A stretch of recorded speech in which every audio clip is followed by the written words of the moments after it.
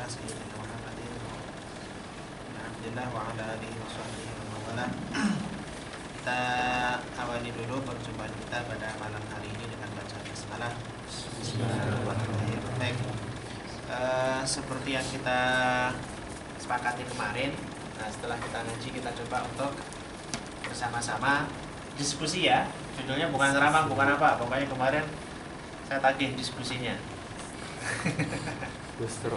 Diskusi dari Al-Arba'in Imam An-Nawawi. Tapi sebelumnya mungkin saya mukadimah dulu biar seger ya. 5 menit lah. Bagi waktu nih. Jadi pengennya setengah jam itu nanti kita diskusinya seperempat jam, nanti yang seperempatnya ya buat yang lainnya kalau bisa, kalau enggak ya setengah jam cukup insyaallah. Baik. Imam An-Nawawi rahimahullah, kalau kita lihat bukunya karyanya banyak ya. Yang kita akan coba dalami dan pelajari bersama itu adalah Al-Arba'in, Hadis Al-Arba'in, Hadis Arba'in. Walaupun kalau kita terjemahkan Al-Hadis, Al-Ahadis itu hadis-hadis, Arba'in itu artinya 40, tetapi dalam kenyataannya sebenarnya tidak hanya 40 hadis yang ada di dalamnya itu. Jadi dulu Imam An-Nawawi itu mendapatkan beberapa hadis yang kurang lebih sekitar 20-an, ya, 27-25-an, kemudian sambil dilengkapi menjadi 42, kemudian dilengkapi lagi sama muridnya menjadi 50, nah gitu. Nanti kalau kita baca di kitabnya aslinya sebenarnya ada 50 hadis, tetapi tetap namanya adalah hadis Arba'in. Jadi bilangan kalau dalam bahasa Arab itu tidak selalu pas segitu. Misalkan Arba'in itu tidak selalu 40. Jadi banyak 40-an kalau bahasa kita gitu loh. Nah, kan 40-an enggak harus 40. Sama dengan misalnya gini. Masalul ladzina yunfiquna amwalahum fi sabilillahi kamathali habatin ambatat sab'a sanabila fi kulli sunbulatin mi'atu habbah wallahu yudha'ifu liman yasha. Misalkan permisalan di sana orang yang sedekah itu sama dengan menanam satu biji menjadi 7 tangkai. Apakah nanti dihitung itu juga tetap 7 tangkai kali 100 700? Itu hitung-hitungan kita. Dan itu maknanya adalah banyak gitu loh. Nah, Arba'in ini juga sebagai nama aja ya. Baik, Imam Nawawi, saya mukadimah dulu. Imam Nawawi itu An-Nawawi itu bukan namanya loh ya. An-Nawawi itu adalah nama asal daerah kelahiran beliau. Jadi Imam Nawawi itu aslinya adalah Abu Zakaria. Abu Zakaria itu kunyahnya, itu juga bukan namanya juga Abu Zakaria itu. Kunyah itu julukan. Kemudian nama aslinya adalah Yahya bin Syaraf. Yahya itu namanya, Syaraf itu bapaknya. Bin Hasan bin Husain An-Nawawi Ad-Dimashqi itu namanya. An-Nawawi itu ditambah. An-Nawawi itu adalah asalnya. Asal daerah kelahiran beliau itu adalah di daerah Nawa. Nawa itu di daerah Suriah yang sekarang lagi itu ya, Damaskus. Tapi pinggirannya, kayak misalkan Ibnu Hajar Al-Asqalani. Nama beliau itu adalah bukan Al-Asqalani. Al-Asqalani itu adalah karena beliau lahir di daerah Asqalan, di pinggiran kota Palestina. Sehingga karena dari Asqalan sehingga namanya Al-Asqalani. Ini karena Imam Nawawi itu dari Nawa sehingga namanya Nawawi. Bagi orang yang dari Jawa berarti Jawi. Nah, kalau Sunda Sundawi. Anak Sundawi, anak Jawi itu. Kalau Bogor Buguri, maka Ustaz siapa? Subeki Al-Buguri karena beliau dari Bogor. Ya. Kalau Jakarta Batawi. Nah, itu orang Betawi itu. Kalau Sumatera, Sumatrani. Nah, gitulah. Itu namanya menisbatkan dirinya itu dari sana, orang sana gitu. Orang Indonesia itu bahasa Arabnya adalah Indonesi. Berarti orang Indonesia. Negaranya namanya Indonesia. Nah, gitu ya. Jadi Imam Nawawi. Beliau umurnya agak panjang, hanya 45 tahun. Dan beliau sampai kecil sehingga remaja itu di daerah Nawa. Kemudian ketika umur 18 tahun dia pergi ke Damaskus kotanya. Dan beliau menuntut ilmu di sana dan sampai nantinya ketika menjelang wafat udah sepuh umur 40-an untuk kembali ke daerah Nawa, kemudian meninggal di Nawa. Beliau umur 45 tahun tapi karyanya ratusan kitab. Dan yang paling terkenal di kalangan kita itu adalah Al-Arba'in ini sama Riyadhus Shalihin juga terkenal ya. Nah, Imam Nawawi. Nawawi itu di kita juga ada imam namanya Imam An-Nawawi Al-Bantani. Berarti dari mana? Dari Banten. Beliau terkenal loh di Arab. Mungkin kita aja nggak mengenal dia. Beliau itu terkenal. Namanya Imam Nawawi Al-Bantani. Beliau ini makamnya di daerah perbatasan antara Makkah dan Madinah. Jadi tahun abad ke-17, abad ke-19 beliau itu menuntut ilmu di Mekah. Bahkan beliau satu-satunya orang Indonesia yang pernah menjadi imam Masjidil Haram. Itu Imam Nawawi Al-Bantani. Kemudian ketika pulang, saat itu Belanda ya, lagi ada penjajahan Belanda. Ketika pulang itu nggak kondusif kondisinya. Kemudian dia balik lagi ke Mekah, mengajar di sana. Tetapi kalau di sana itu ada perkumpulan orang Jawa. Perkumpulan orang Jawa yang memang dipegang oleh beliau. Jadi orang yang ke sana, beliau memang tidak secara langsung ikut berperang di sini, tetapi memunculkan ideologinya di sana. Jadi anak-anak anak tanah air yang di sana itu diajar di sana, kemudian ketika pulang itu memberikan sama pernah dengar Hamzah Al-Fansuri? Pernah ada ya? Wah itu ulama-ulama Indonesia itu. Wah gawat ini. Pernah dengar Ahmad Dahlan, Hasyim Asy'ari. Nah itu semua itu murid-murid dari Imam Nawawi Al-Bantani itu. Nah itu satu rumpun. Kalau kita lihat Imam Ahmad Ad-Dahlan yang mendirikan Muhammadiyah, Hasyim Asy'ari yang mendirikan Nahdlatul Ulama atau NU, beliau tuh kayak kakak beradik ketika belajar ini. Dan itu satu rumpun, satu guru. Dan beliau sangat menghormati. Bahkan Hasyim Asy'ari pernah mengatakan ketika beliau membaca kitab beliau, kitab Imam Nawawi Al-Bantani, selalu menangis karena ingat ketika di saat diajar sama beliau di Makkah itu. Dan Ahmad Dahlan pun sebenarnya kayak kakak beradik sama Hasyim Asy'ari ini. Dan memang sangat dekat. Kita aja yang terkadang kalau sensi kita ternyata nggak tahu apa-apa ya. Nah, kalau kita lihat sejarah dari beliau berdua ini aja, Imam Hasyim Asy'ari sama Ahmad Dahlan ketemu itu. Bahkan nanti ketemunya itu di kakek kedua atau kakek ketiga gitu. Berarti dia tuh kakak beradik kayak memang benar dari nasabnya juga sama gitu. Dan itu ya.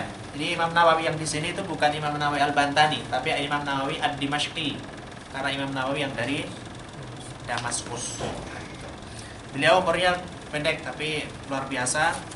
Beliau digelari dengan Muhyiddin. Muhyiddin itu artinya menghidupkan agama, yang penghidup agama gitu. Jadi saat itu di Damaskus itu banyak ini ya, banyak halaqah-halaqah Al-Quran, kemudian ta'lim majelis ilmu gitu. Nah beliau itu belajar di sana di Damaskus itu selama 2 tahun kurang lebihnya. Dan selama 2 tahun itu pula beliau ini tidak pernah merebahkan atau tidak pernah menyentuh kepalanya di tanah Damaskus. Jadi tidurnya di atas kitab dia. Jadi tidur sebentar gitu langsung bangun, dia mengatakan, wah saya sudah membuang waktuku sia-sia. Dan beliau makannya cuma sekali sehari semalam. Itu pun pakai roti sama roti sama air secukupnya. Dan terus seperti itu tiap hari. Dan bahkan beliau ini adalah orang yang paling warak saat itu, menjaga benar, apalagi di Damaskus saat itu pusat dari segala buah-buahan saat beliau ada di sana. Kemudian tetapi beliau itu bukan aneh, saking menjaga karena saat itu rajanya lagi agak lalim ya, sehingga banyak tanah-tanah yang disita kemudian secara langsung dia dimiliki oleh kerajaan, padahal itu banyak milik warga atau orang-orang miskin. Sehingga kata beliau adalah ini syubhat, ini nggak halal secara murni ini. Maka Imam Nawawi memutuskan tidak pernah makan buah selama di Damaskus. Kemudian tidak mau makan buahnya itu dikarenakan dia menghindari dari syubhat itu. Dan bahkan ada satu kejadian yang sangat luar biasanya adalah beliau tuh berani untuk nahi mungkar terhadap para raja yang zalim itu. Dia ngirim surat. Kalau dikirim surat gak mempan, dia datang. Nah, pada suatu saat beliau itu mengirim surat agar mengembalikan kebun milik orang-orang miskin. Begitu. Kemudian karena ditolak dan dikirimi lagi, bahkan lebih keras bahasanya, maka sang raja ini mengatakan gini kepada utusan mengirim surat ini, mengatakan, bilang sama Nawawi, Imam Nawawi, kalau memang tidak mau menurutiku, maka aku akan maka suruh dia dicabut atau diturunkan jabatannya. Terus kalau nggak mau juga, maka potong gajinya. Kemudian ketika itu dikabarkan kepada mau dikabarkan Imam Nawawi, utusan ini bingung, ngomong kepada rajanya, wahai raja, Imam Nawawi itu nggak punya jabatan apa-apa, dan Imam nggak pernah mau dikasih jabatan. Yang kedua, dan beliau ini nggak pernah ngambil gajinya. Terus mau apa yang dipotong, apa yang mau diturunkan? Beliau nggak mau jabatan dan nggak mau menerima gaji ketika menjadi qadhi dan juga menjadi pengajar di Darul Hadis di Damaskus. Bahkan beliau ketika sudah terkumpul gajinya, tidak dimiliki, justru dia dibelikan tanah dan disedekahkan kepada Darul Hadis itu. Itu beliau, perjalanan sedikit tentang beliau ya. Baik, bisa dari 15 menit. Kitab beliau salah satu yang paling terkenal itu ya ini ya, Imam Arba'in An-Nawawi. Kenapa beliau memilih 40 hadis ini atau 40-an hadis? Tetapi 40 hadis ini banyak ulama yang sangat memujinya adalah karena hanya 40 hadis tetapi merangkum semua keadaan, semua ihwal mulai dari ibadah sosial, ibadah kepada Allah, tauhid, semuanya ngumpul ada di sini. Nanti kita pelajari itu ada kitab tauhidnya, ada fikihnya, ada hadisnya, ada sosialnya, semuanya lengkap. Tapi hanya 40. Itu hebat beliau.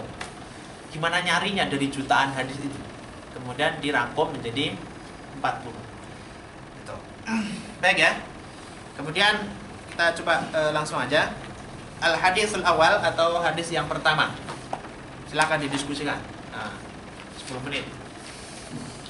Kira-kira inti sari atau inti dari pesan hadis Rasulullah yang pertama itu apa? Tentang apa? Niat. Hah? Niat. Tentang niat. Nah, terus gimana niatnya? Tapi udah paham ya? Hadis pertama tentang niat memang benar. Tapi udah baca kan? Berarti udah paham ya? Berarti kalau udah paham kita tutup gitu.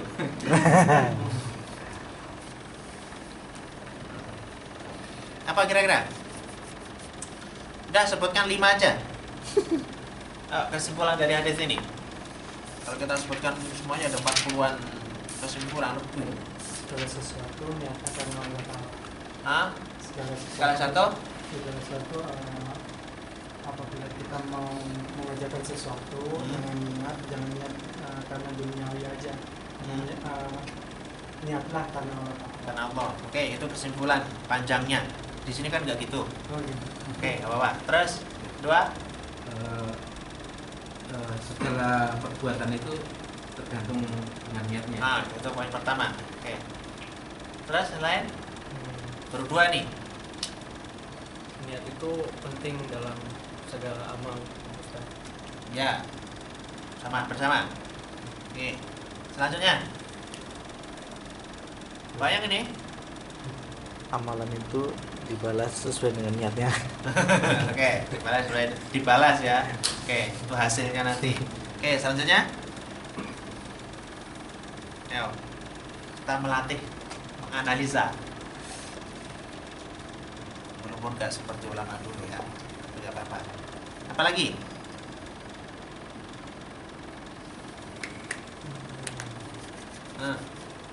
Busra.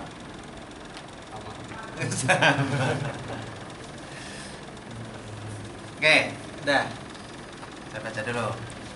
Hadis ini diriwayatkan oleh Amirul Mukminin Abu Hasan Umar bin Khattab, yang diriwayatkan oleh Umar bin Khattab, yang kalau dalam segi hadis di sini jenisnya adalah hadis ahad, tetapi hadis ahad yang masuk dalam yang diriwayatkan oleh Sahihaini, yaitu Imam Bukhari dan Muslim. Jadi nanti kalau ada hadis yang diriwayatkan oleh Imam Al-Bukhari atau Imam Muslim atau bahkan kedua-duanya meriwayatkan, berarti nggak usah kita ragukan lagi akan kebenarannya. Bahkan ulama mengatakan hadis yang diriwayatkan oleh Imam Al-Bukhari dan Imam Muslim as-sahul kutub ba'dal Quran. Kalau sudah diriwayatkan oleh Imam Bukhari atau Imam Muslim, itu adalah kitab paling sahih setelah Al-Quran. Jadi nggak perlu lagi misalkan kita tanya, hadisnya sahih nggak ya? Lihat aja perawinya siapa. Kalau perawinya itu Imam Bukhari atau Imam Muslim atau bahkan kedua-duanya, nggak usah diragukan lagi. Ya? Kalau antum meragukan kayak orang Syiah itu. Ya orang Syiah paling benci itu. Ada Bukhari Muslim. Jadi hadisnya sahih walaupun dalam namanya kalau dalam ilmu hadis itu adalah hadis ahad. Karena yang meriwayatkan hanya satu sahabat yaitu Umar bin Khattab. Baik. Sami'tu Rasulullah sallallahu alaihi wasallam yaqul, beliau mengatakan saya mendengar Rasulullah sallallahu alaihi wasallam bersabda, "Innamal a'malu binniyat." Sesungguhnya segala amal itu tergantung niatnya. Jadi semua amal di sini berarti umum nanti. Jadi makanya tidak katakan kalau niatnya itu A, maka dapatnya insyaallah A. Kalau niatnya B, nanti dapatnya juga B. Walaupun secara kasat mata kita melihatnya perbuatannya sama gitu. Innamal a'malu binniyat. Segala amal itu dilihat dari ditentukan oleh niatnya. Wa innamal likulli imri'in ma nawa. Dan sesungguhnya segala sesuatu akan dibalas sesuai niatnya.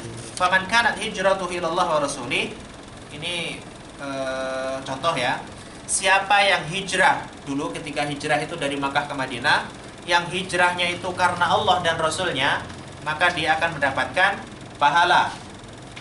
Ya nanti sesuai dengan yang diniatkan. Kalau niatnya itu hijrah itu untuk Allah dan Rasulnya, maka dapatnya juga untuk Allah dan Rasulnya. Berarti juga pahalanya itu. Wa man kana hijratuhu lidunya yusibaha. Dan barang siapa yang hijrah karena menginginkan duniawi, aw imra'atin yankihuha, atau karena ada perempuan yang diincar. Jadi memang ada kisah nyatanya. Jadi saat itu diajak hijrah ke Madinah itu nggak mau. Kemudian ini ternyata dilihat dia nyenengin seneng dengan seorang perempuan, dan ternyata perempuannya udah hijrah duluan. Nah, akhirnya dia ikut hijrah. Nah, hijrahnya dari awal itu dia niatnya bukan mengikuti apa kata Rasulullah, tetapi mengejar wanita tadi. Nah, maka di sini dikatakan fahijratuhu ila ma hajaru ilaihim. Maka hijrahnya nanti akan mendapatkan apa yang sesuai dengan yang dia kehendaki atau dia niatkan. Karena kalau niatnya itu kawin, ya kawin dapatnya. Itu pun kalau dapat, kalau jadi kawin. Jadi kawin ya enggak. Nah, inti dari hadis ini sebenarnya kita dituntut untuk selalu meniatkan diri segala sesuatu yang akan kita lakukan, baik itu berupa ibadah maupun yang berupa ya perbuatan biasa. Bahkan nanti misalkan ada dua orang yang sama-sama sholat, kita melihatnya dia sholat, dia pun juga sholat, dia dua rakaat juga sama-sama 2 rakaat, tetapi bisa jadi yang satu mendapatkan pahala sholatnya, tapi justru yang kedua bisa jadi mendapatkan syiriknya. Karena tergantung niatnya. Misalnya yang pertama karena niatnya memang lillah, ya udah lillahi ta'ala aja. Tapi karena yang kedua, mungkin yang kedua niatnya misalnya karena ada orang yang lewat sehingga dia sholat. Berarti sholatnya bukan karena Allah tapi karena manusia, sehingga syirik kan? Karena sholat bukan untuk Allah tapi untuk manusia. Jadi segala sesuatu nanti akan ditentukan oleh niatnya. Dan bahkan nih ada satu hal, seseorang yang meniatkan untuk berbuat baik, maka sudah tercatat satu kebaikan, satu pahala. Terus kalau dia ternyata mampu melakukan, maka Allah akan melipat gandakan terus sampai nanti menjadi 700 sebagaimana yang di dalam Al-Quran tadi. Tetapi misalnya kita niat, terus kemudian ternyata kita tidak jadi melaksanakan, tidak jadi melakukan dikarenakan beberapa hal. Nah, itu berarti kita sudah mendapatkan satu kebaikan tadi, walaupun nggak dilanjutkan ya. Kemudian yang kedua, kalau ada niat untuk berbuat buruk, belum dicatat sebagai keburukan, tidak langsung dicatat sebagai dosa sampai dia melakukan apa yang dia niatkan dari keburukan itu. Kalau sampai dia melakukan keburukan sesuai dengan yang dia niatkan, maka dia ditulis satu dosa. Tetapi kalau dia misalkan berniat untuk melakukan keburukan, terus akhirnya dia sadar mencegah sehingga tidak jadi melaksanakan, akan dihitung satu kebaikan. Nah, gitu. Tapi di sini kita tidak boleh hanya dari awal misalnya, oh saya pengen banget sebenarnya sholat malam itu, gitu. Kemudian besoknya lagi juga gitu lagi. Saya sebenarnya pengen banget bangun malam itu. Besok lagi gitu lagi. Itu niat gak ya? Saya kira kalau niat itu juga ada usaha. Terserah usahanya tidurnya lebih cepat, lebih awal, kemudian pasang weker, kemudian ya kita benar-benar ada niat gitu loh. Itu yang dinilai. Jadi tidak hanya akal-akalan gitu ya. Kemudian kalau seandainya seseorang itu melakukan amalan biasa selain ibadah, tetapi kita diniatkan untuk lillah, maka dia bisa jadi nilainya adalah nilai ibadah. Maka sabda Rasulullah, orang yang pergi untuk mencari nafkah untuk keluarganya diniatkan karena ini adalah sebuah amanah, maka dia dihitung sebagai pahala besar dan bahkan jihad dia. Kan itu. Tapi kan tergantung niatnya. Dan niat, sekali lagi, niat itu artinya dalam bahasa Arab al-qasdu. Al-qasdu itu kalau bahasa kita mungkin kurang lebihnya menyengajakan diri untuk melakukan sesuatu, itu namanya niat. Jadi niat itu tidak perlu dilafalkan, tapi cukup di dalam hati. Jadi nggak semua niat itu harus dilafalkan, repot juga. Mau makan coba, ngambil piring nama sendok, doa dulu. Niat ingsun makan nasi, kan lama gitu. Nah begitu juga dengan ketika kita mau sholat, sebenarnya yang dinilai tetap apa yang ada di dalam hati kita. Jadi misalnya masuk masjid, kemudian langsung takbir, sah nggak sholatnya? Sah nggak kira-kira? Ya sah kalau ada niatnya. Kalau nggak ada niatnya enggak. Itu hitungannya olahraga nanti. Kalau nggak ada niatnya. Nah, saya maksudkan ini, tidak harus, bahkan yang mau sholat itu tidak diharuskan untuk melafalkan niat sholat itu gitu loh. Jadi cukup dalam hati. Dan biasanya juga kalau memang maaf kita sadar pergi ke sini misalnya dari atas ya, yang di atas, dari atas turun gitu, pasti kan ada niat mau kemana kan? Nah kalau kita niatkan ke masjid, siang-siang bolong itu pas jam istirahat ke bawah, otomatis kita ada niat untuk sholat. Sholat apa sih? Sholat zuhur kan? Dari atas misalkan ditanya mau kemana? Mau sholat zuhur. Itu namanya udah niat. Ketika ke sini wudu masjid wudu di sana langsung masuk ke sini takbir langsung. Sah nggak? Sah kalau sudah niatnya udah dari tadi itu niatnya. Kecuali kalau nggak nyadar ya kemana? Nggak jalan-jalan aja misalnya. Turun berwudu. Di sini saya belum ngeh. Kalaupun ditanya mau ngapain mas? Nggak tahu. Nah itu baru belum niat namanya. Tapi apa iya misalkan kita dari rumah ada dengar suara azan, kita pergi pakai sendal, pakai sarung, pakai peci, kemudian naik masuk ke masjid, kemudian apa iya itu nggak ada niat sama sekali? Itu pertanyaannya. Kecuali kalau memang benar-benar nggak ada niat, itu baru sholatnya nggak sah. Tapi asalkan ada qasdunya tadi, ada menyengajakan diri untuk berbuat sesuatu, maka itu namanya niat. Dan niat itu adalah pusat dari semua amal, gitu ya. Saya kira itu kesimpulannya. Ada 5 menit, ada pertanyaan? Ada Ustaz.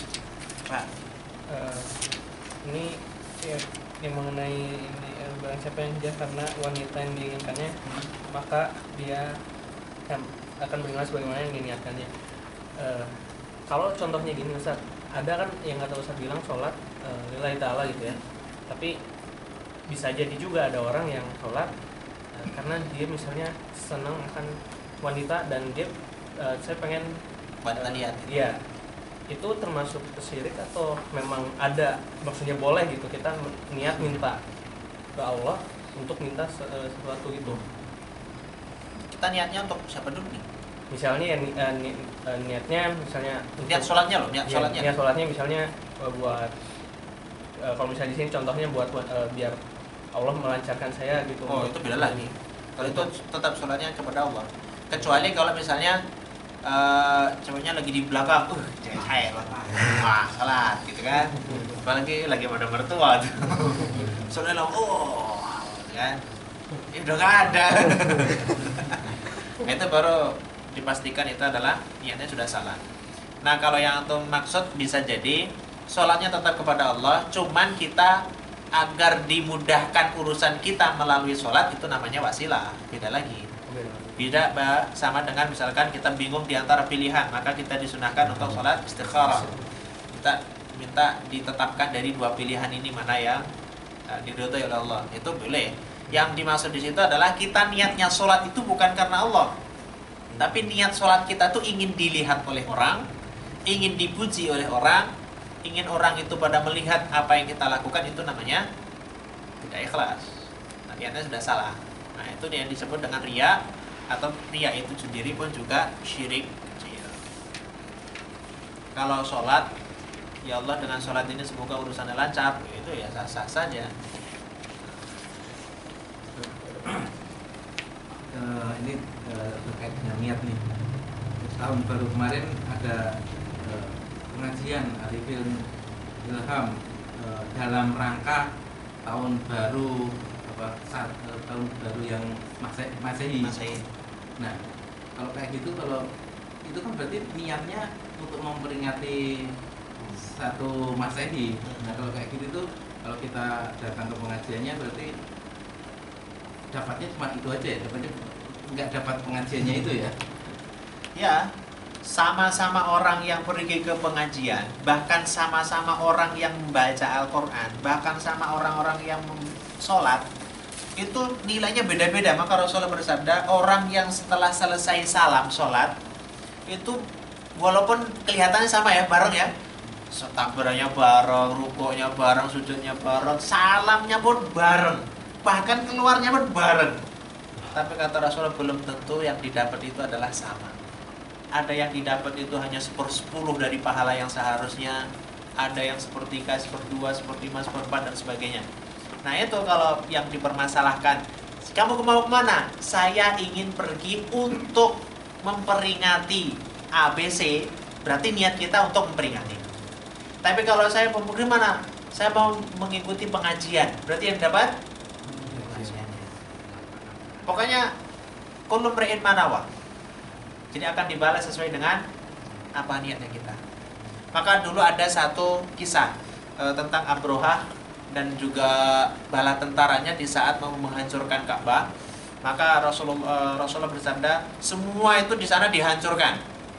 Bahkan dikatakan faja'alahum ka'asfin ma'kul. Semua itu lubang bolong-bolong kayak dedaunan dimakan ulat. Dan Aisyah bertanya, "Ya Rasulullah, kok dihancurkan semua? Padahal di daerah situ kan ada orang yang tidak niat untuk menghancurkan Ka'bah. Karena di situ di sebuah kampung yang Mughammas apa ya namanya. Kemudian kan gajahnya kalau diarahkan ke Ka'bah dia malah jerum, apa jerum? Kayak duduk, bukan duduk sih. Nanti gajah duduk, sarung itu. Apa jerum itu apa sih? Bahasa Indonesia jerum apa? Kalau sapi itu jerum itu loh. Nah, kayak gitulah pokoknya. Benderu. Tapi kalau diarahkan ke Yaman, lari kenceng dia. Tahu ternyata, Ka'bah aja tahu, masa manusia nggak tahu gitu. Nah, tapi di situ dihancurkan semua. Maka Aisyah bertanya, ya Rasulullah, di situ kan nggak semuanya meniatkan untuk menghancurkan Ka'bah gitu. Tapi semuanya dihancurkan, kemudian semua mati. Bahkan orang yang mau ke pasar pun ikut mati gitu loh ceritanya. Maka Rasulullah bersabda, nanti akan dibangkitkan sesuai dengan niatnya. Dan bahkan nanti ada satu hadis lagi, orang yang ada dua orang muslim yang sama-sama membawa senjata, kemudian ketemu, dan yang satu dibunuh, yang satu membunuh, dua-duanya di neraka. Itu hadisnya ya. Dan sahabat bertanya, ya Rasulullah, kalau yang membunuh, oke lah, saya setuju, dia pasti neraka. Nah yang terbunuh, kasihan banget, sudah terbunuh, masuk neraka lagi. Kemudian Rasulullah menjawab, ya, karena bagi membunuh yang dibunuh dengan yang membunuh, kan sudah sama-sama ada niat untuk membunuh, cuman kalah cepat. Kan? Yang satu udah nyabet duluan, dia baru mau nyabet, mati duluan. Tapi kan sudah ada niat. Makanya niat itu adalah penting. Bahkan pernah mendengar taubatnya orang yang sudah membunuh 99 orang. Nah, itu diriwayatkan oleh Imam Bukhari itu. Hadisnya sahih. Jadi ketika itu ada orang yang membunuh 99 orang, kemudian dia bertanya kepada seorang alim, rahib lah ya, pendeta. Ya saya sudah membunuh 99 orang. Kira-kira saya diampuni ya enggak ya? Oh, enggak bisa, udah bayangkan itu. Nabrak kan. Nanggung gitu karena sudah mau tobat nggak bisa, dibunuh sekalian. Kemudian dia nanya kepada orang alim dan ditunjukkan. Kemudian ketika datang, ya saya sudah membunuh 100 orang. Apakah kalau saya tobat, keinginan saya tobat itu masih tinggi? Apakah saya diampuni? Maka ulama tadi mengatakan, siapa yang menghalangimu untuk bertaubat kepada Allah? Senang kan? Tapi ada syaratnya. Syaratnya kamu harus meninggalkan daerahmu, karena daerahmu itu adalah daerah yang buruk, akan mempengaruhimu. Kamu harus hijrah ke daerah si A karena di sana banyak orang yang beribadah. Ikut di sana. Nah, kemudian dia pergi ke sana. Nah, di tengah jalan dia sudah meninggal. Nah, disinilah ributnya antara malaikat rahmat dan malaikat azab. Malaikat azab mengatakan, nah ini kan belum ngapa-ngapain, belum berbuat apa-apa. Ini bagianku nih. Tapi malaikat rahmat kan enggak. Ini kan sudah niat tadi untuk menuju ke daerah itu untuk bertaubat dan ingin memperbaiki dirinya. Oh, ini bagianku. Maka Allah mengutus malaikat untuk sebagai penengah. Penengahnya adalah diukur aja jarak antara dia pergi sampai dia meninggal dan antara dia meninggal ke tujuan. Nah, ternyata setelah diukur itu lebih dekat kepada tujuan hanya selisih segini. Sekilas apa namanya? 1 jengkal. Makanya maka di situ adalah yang berhak membawa adalah malaikat rahmat dan dia masuk ke surga walaupun belum melakukan apapun. Bahkan satu riwayat mengatakan sebenarnya dia tuh ukurannya sama. Cuman Allah berfirman kepada bumi, wahai bumi, memperpanjanglah engkau jarak antara dia dan tujuan, dan memperpendeklah engkau jarak antara dia pergi ke tempat itu. Itu gara-gara niat. Jadi baru niat belum ngapa-ngapain tapi masuk surga. Dan dulu juga ada sahabat yang baru masuk Islam, ikut perang, meninggal. Belum sholat, jangankan sholat mandi dia belum. Jadi habis masuk Islam, ikut perang, mati. Maka kata sahabat, wah neraka. Kata Nabi, syahid. Baru niat ya. Kita harus bermain niat. Tetapi tidak hanya sekedar niat. Sebenarnya saya tuh udah niat pengen tilawah, tapi niat yang dinilai itu niat yang benar-benar punya azam, punya keinginan yang kuat gitu. Bahkan nanti kalau niat kita sudah kuat dan kita sudah terbiasa melakukan sesuatu kebaikan, misalkan setiap hari tilawah gitu ya, setiap jam sekian tilawah terus. Nah, suatu hari misalkan kita tidak sempat untuk tilawah karena kita bepergian, karena sakit atau karena hal-hal syar'i yang lainnya, maka kita tetap terhitung sebagai orang yang tetap melakukan tilawah tadi. Itu untungnya kalau kita bisa membiasakan sebuah kebaikan. Contohnya setiap hari kita sholat duha. Setiap hari sholat duha karena dia suatu saat lagi bepergian jauh sehingga tidak bisa melakukan sholat duha, maka tetap tertulis sholat duha hari itu. Sebenarnya itu ya, itu niat, diniatkan untuk segala sesuatu untuk kebaikan. Baik, jawab. Nalin. Misalnya Ustaz, tadi masalahnya apa namanya, kalau misalnya di niat itu harus di awal atau ketika misalkan kita lupa kemudian di tengah, misalkan kayak makan kita lupa niat pas di awal kemudian di tengah, apa yang waktu di awal itu termasuk hitungan ibadah atau enggak? Kemudian kalau misalkan namanya niat karena Allah, namanya riya kan bisa aja kapan-kapan datang gitu. Kemudian untuk menjaga niat itu biar lurus terus atau enggak ada terfikiran mungkin ada hasutan dari setan gitu kan, buat kita riya tapi sebenarnya kita mau menjaga niat itu, tapi itu gimana jadinya? Kalau kayak makan itu kasusnya bukan niat, itu doa. Ya kalau misalnya dari awal itu sebenarnya sudah ada niat. Kalau ambil piring, ambil sendok, masa iya sih mau nyangkul gitu kan? Pasti dia niat. Maksudnya itu doa. Jadi itu kan perbuatan non ibadah nih aslinya kan. Non ibadah itu ya, artinya lain. yang tidak secara langsung dia beribadah. Nah kalau hal-hal yang mubah seperti ini, misalkan makan, minum, kerja, jalan dan sebagainya, itu kan urusan-urusan sosial atau urusan non ibadah. Tapi biar bernilai ibadah, maka kita diawali dengan niat yang baik, seperti doa ketika mau makan. Itu kan nanti nilainya itu nanti akan nilai ibadah dengan kita niatkan. Semoga kita bisa terus kuat dan ibadahnya pun juga semakin lancar misalkan. Itu jadi niatnya jadi ibadah. Terus untuk menjaga konsisten niat yang ikhlas itu memang berat, tetapi ada satu tip mungkin yang bisa kita lakukan, bahwa niat itu perlu tajdid. Maka istilahnya adalah tajdidun niyah. Kita memperbaharui niat kita. Caranya bagaimana? Kita harus ingat betul bahwa apa yang kita lakukan itu tidak akan ada nilainya sama sekali kecuali kita niatkan karena Allah. Dan kalau godaan yuwaswisu sudurina selalu ada. Bahkan tidak hanya dari golongan jin, tetapi juga minal jinnati wan nas, yang susah kan dari manusianya. Kita nggak pernah nggak pernah riak terhadap jin kan? Tapi kita seringnya adalah riak terhadap sesama manusia, dan itu adalah bahaya besar. Apalagi kalau kita ibadah kemudian kita niatkan untuk dilihat orang-orang, bahaya sekali. Ya, niat. Nanti kalau masih ada pertanyaan nanti setelah dicatat ya. Kalau bisa nanti bacanya tidak hanya terjemahannya, tapi kan ada keterangan syarahnya itu mana kalau ada syarahnya kan? Belilah Al-Wafi kayak atau apa gitu. Nggak mahal itu. Kalau saya belikan nggak apa-apa. Kumpulin uangnya dulu. Nah, nggak apa-apa cuma segini. Apa yang kayak gini juga boleh. Tipis ini. Tipis semua bahasa. Murah ini. Apa? 40.000. Murah semua. Melengkung. Kalau bisa beli yang ini ya, yang syarah ya. Banyak mana-mana. Kalau enggak ya di Android itu banyak. Yang penting dibaca aja. Nah, kalau bisa pokoknya sebelum kesini sudah harus baca. Berarti besok kedua ya, bab niat dengan bab yang kedua, hadis yang kedua tentang Islam, iman dan ihsan. Insyaallah kita akan bahas itu. Saya pengennya bahas itu cuma 10 menit, dan sisanya kita diskusikan gitu. Ya, kalau nggak ada bahan ya nggak bisa diskusi apa yang diskusikan. Siap ya? Biar kita tukar pengalaman, tukar ilmu. Baik, saya kira cukup. Nanti kita sambung ke depan insyaallah. Semoga kita bisa bertemu kembali. Kita akhiri dengan hamdalah.